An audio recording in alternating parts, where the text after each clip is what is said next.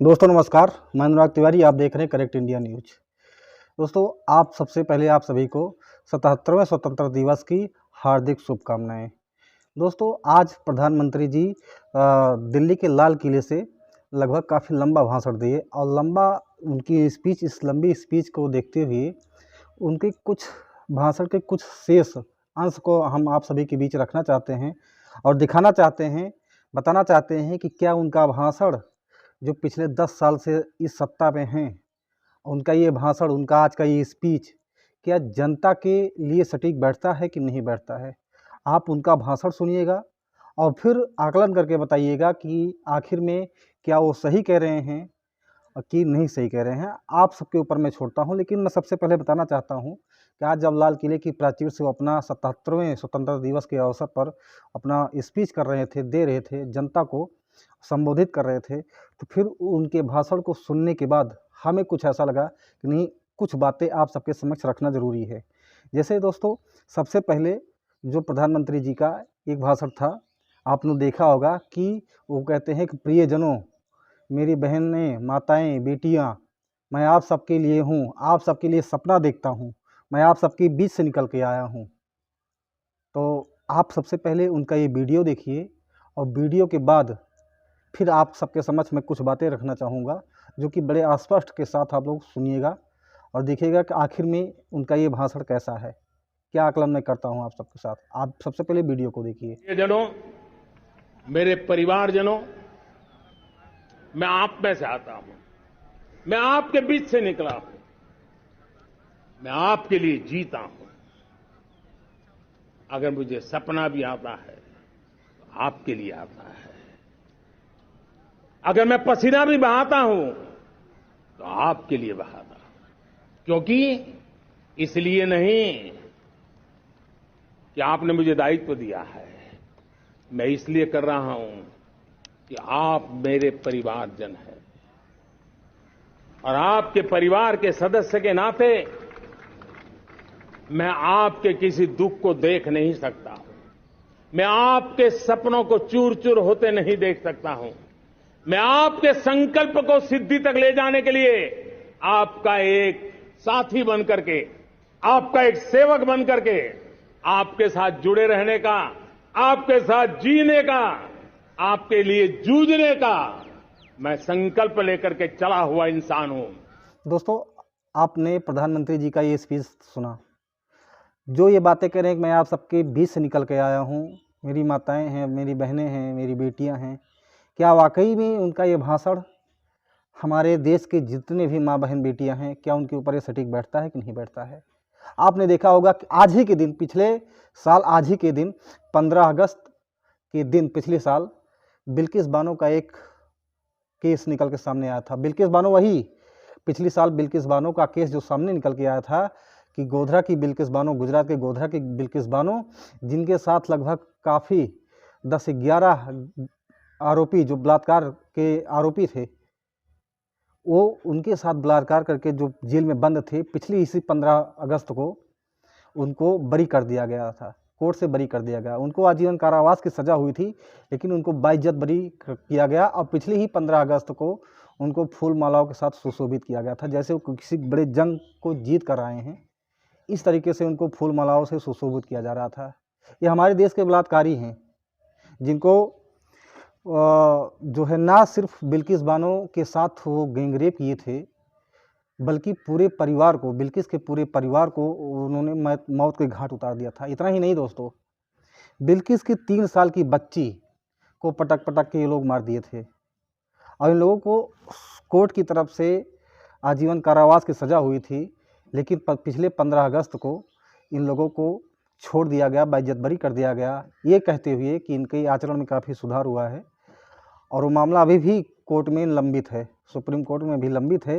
क्या फैसला आता है, क्या नहीं आता है, आज भी वो बिल्किस बानो न्याय के लिए तड़प रही है। दोस्तों, अगर हम बात करें महिलाओं की, बेटियों की, तो आपने देखा अभी हाल ही में कि पिछले 3 महीने से मणिपुर में जो घटनाएं घटित हो रही है, हिंसा लगातार हो रही है, पिछले 3 महीने से वहाँ पर किस तरीके से 150 लोग मारे जा चुके हैं, 150 से अधिक लोग मारे जा चुके हैं, लगभग 60 से 70 हज़ार लोग विस्थापित हो चुके हैं। यानी मणिपुर छोड़कर जो है वो किसी और स्टेट में अपना जीवन यापन कर रहे हैं। इतना ही नहीं दोस्तों, सबसे जघन्य बात तो ये है कि पिछले इस मणिपुर घटना की अगर हम बात करें तो लगभग 2-3 महिलाओं को निर्वस्त्र करके उनको घुमाया गया और उस दरिंदों के बीच घुमाया गया। वो बहसी दरिंदे जो कि 100-150 की संख्या में थे, वो महिलाओं को निर्वस्त्र करके और घुमा रहे थे, परेड करवा रहे थे। उनके साथ सामूहिक दुष्कर्म भी किया गया। और जब मणिपुर का जो सीएम है, जो भाजपा का सीएम एन बीरेन सिंह, वो कहता है कि ऐसे वीडियोज, ऐसे केसेस तो मणिपुर में लाखों हैं, हजारों हैं।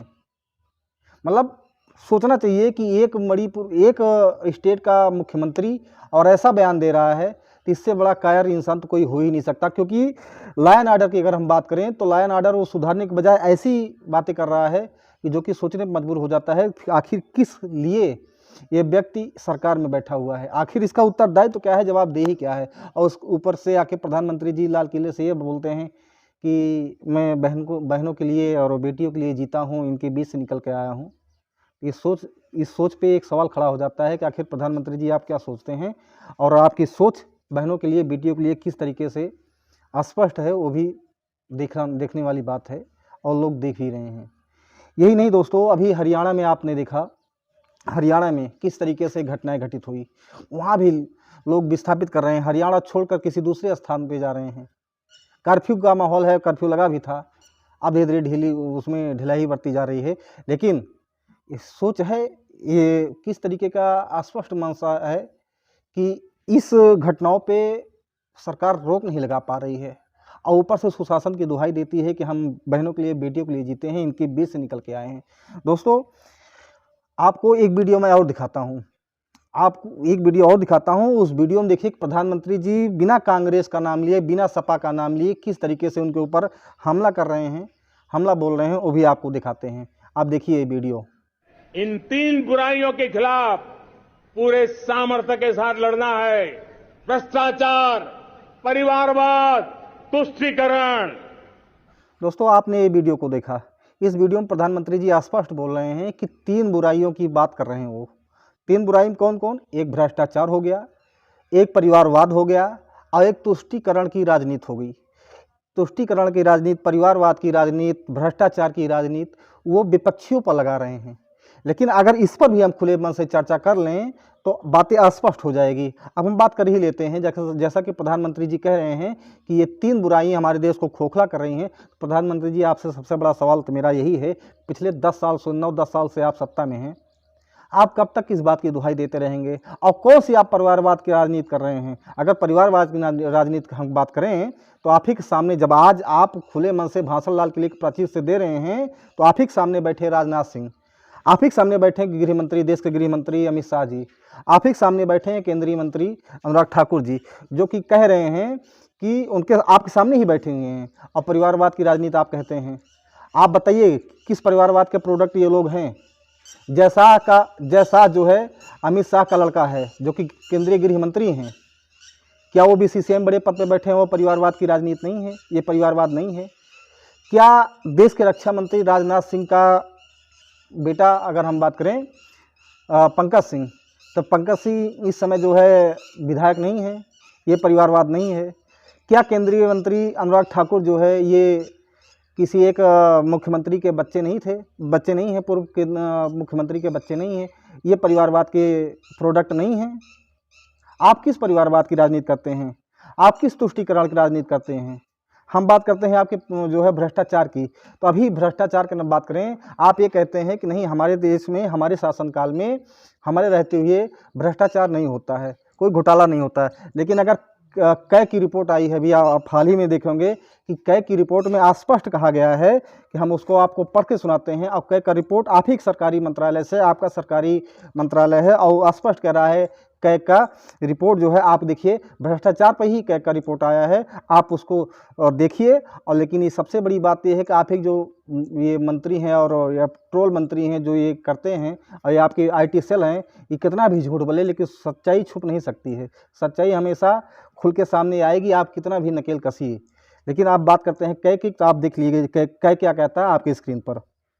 कैग स्पष्ट करा कैग की रिपोर्ट, और एक कैग की एक रिपोर्ट नहीं दोस्तों, कैग की दो रिपोर्टें आई हैं।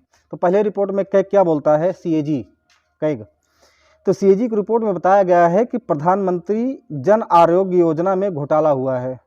रिपोर्ट के मुताबिक 7.5 लाख से ज़्यादा लाभार्थी एक ही मोबाइल नंबर पर रजिस्टर हैं। यह सितंबर 2018 से मार्च 2021 की रिपोर्ट है।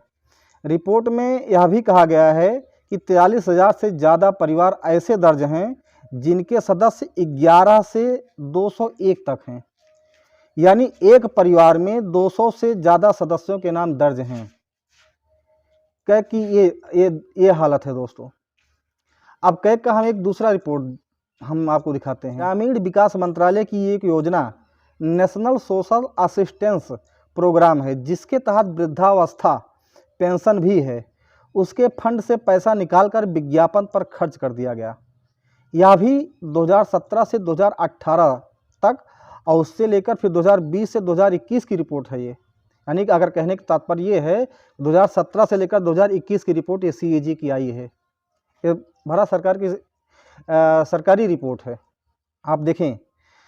अब इसमें कह गया है कि चूंकि प्रधानमंत्री नरेंद्र मोदी कई बार कह चुके हैं कि उनकी सरकार में घोटाले नहीं होते, इसलिए मीडिया में इन रिपोर्टों की कोई चर्चा नहीं होती। सबसे बड़ा सवाल है दोस्तों कि जो CAG कह रहा है, CAG ये कह रहा है कि मतलब जो वृद्धावस्था पेंशन का जो है जो पैसा है उसको भी सरकार निकाल के जो है विज्ञापन पर खर्च कर दी है। मतलब अगर आप ये सोचें कि विज्ञापन पर भारत सरकार कितना पैसा खर्च कर रही है, अंधाधुंध रुपया खर्च कर रही है, तो इसमें आपको कुछ सोचने वाली बात नहीं है, कोई बहुत बड़ी बात नहीं है, क्योंकि पूरी राजनीति ही विज्ञापनों पर टिकी हुई है और मीडिया भी उसी तरीके से हो गई है।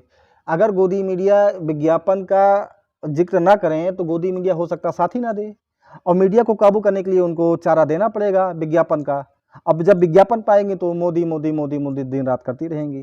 तो सबसे बड़ी समस्या यही है कि जब भारत सरकार ये कहती है कि हमारी सरकार में घोटाला नहीं हुआ है, तो सबसे बड़ा सवाल यही हो जाता है कि ऐसे ऐसे रिपोर्ट आते हैं तो यही देखने को मिलता है कि नहीं किस तरीके से ये जो वृद्धा पेंशन है, जो वृद्धावस्था के लोग हैं, इनके रुपयों को भारत सरकार किस तरीके से निछावर कर रही है। आपको दिखाते हैं एक वीडियो और, कि वीडियो में भारत सरकार यानी मोदी जी आज लाल किले की प्राचीर से स्पष्ट तरीके से बोल रहे हैं कि हमारे ही सरकार में जो शिलान्यास होता है उसका लोकार्पण हम ही करते हैं। ये मतलब कहने का तात्पर्य ये है कि प्रधानमंत्री जी के मन में कहीं न कहीं 2024 के चुनाव को लेकर कहीं न कहीं मन में यह शंका है या सुरक्षित अपने आप को महसूस कर रहे हैं कि कहीं ऐसा ना हो 2024 में हम ना आ पाएँ। तो बार बार ये कह रहे हैं कि लोकार्पण हम ही करते हैं, ये शिलान्यास हम ही करते हैं और योजनाओं का लोकार्पण भी हम ही करते हैं। यानी विकास की अगर बात करें तो जो काम हम अगर शिलान्यास के तौर पर करेंगे वही चीज़ हम ही, मतलब जनता फिर अगले पंचवर्षीय में जिताएगी तो उसका लोकार्पण भी हम ही करेंगे। देखिए किस तरीके से वीडियो देखिए, हम फिर उसके बाद बता रहे हैं। और जब मैं कहता हूं ना कि जिसका शिलान्यास हमारी सरकार करती है उसका उद्घाटन भी हमारे कालखंड में करते हैं। इन दिनों जो मैं शिलान्यास कर रहा हूं ना, आप लिख के रखिए, उसके उद्घाटन भी आप सबने मेरे नसीब में ही छोड़े हुए हैं। दोस्तों आपने ये वीडियो देखा, हमारे सरकार में वो किस तरीके से भारत सरकार कह रहा है, भारत सरकार को प्रधानमंत्री मोदी जी किस तरीके से बात कर रहे हैं, ये भी सबसे बड़ा सवाल है। और सवाल यही है दोस्तों कि जिस तरीके से मंच पर जाकर या लाल किले के प्राचीर से प्रधानमंत्री जी लंबे लंबे भाषण देते हैं, वाकई में अगर उनके भाषण के अनुरूप वो काम करते हैं, उसका आधा भी काम करते हैं, तो हो सकता है कि 10 साल में भारत की स्थिति कुछ और होती आज। लेकिन कहीं न कहीं वो उनकी पूरी राजनीति विपक्षियों के ऊपर टिकी है, खासकर कांग्रेस पार्टी के ऊपर। क्योंकि उनका अगर जगते हैं तो कांग्रेस पार्टी का नाम लेकर जगते हैं, शाम को सोते हैं तो कांग्रेस पार्टी का नाम लेकर ही सोते हैं। मतलब पूरी की पूरी राजनीति एक ऐसी हो चली है कि अगर हम आरोप लगाएंगे तो कांग्रेस के ऊपर लगाएंगे, और कुछ भी करेंगे तो कांग्रेस के ऊपर करेंगे। आप परिवारवाद की दुहाई देते हैं, आप भ्रष्टाचार की दुहाई देते हैं, आप तुष्टीकरण की राजनीति करते हैं। मतलब टोटल जो है सिर्फ विपक्षी करते हैं, आप नहीं करते हैं मोदी जी। तो सवाल हमारा यही है, देश भी देखता है। कुछ एनालिसिस थे, और दोस्तों आप सभी को हमने ये बताया। आगे क्या आपकी रणनीति है, आप कमेंट बॉक्स में कमेंट करके बताइएगा। और उसके साथ दोस्तों फिर अगले प्रोग्राम में मिलते हैं। तब तक के लिए जय हिंद, जय भारत, नमस्कार।